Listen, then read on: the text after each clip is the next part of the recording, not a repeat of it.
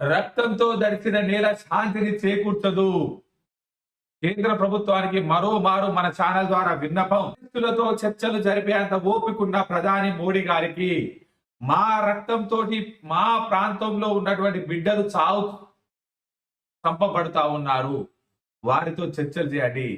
మరొక్క మారు ఈ భారతదేశానికి సంబంధించి భరతమాత ముద్దు బిడ్డలుగా ఉన్నటువంటి మావోయిస్టు సోదరులు తుపాకీ వీడుతామని చెప్పినా కానీ కేంద్రం టెర్రరిస్టులతోటి చర్చలు చేస్తుందే తప్ప తోటి మావోయిస్టులతోటి చర్చలు చేయడం లేదు. కేంద్రానికి మరోమారు మన ఛానల్ నుంచి విజ్ఞప్తి చేస్తా ఉన్నాం.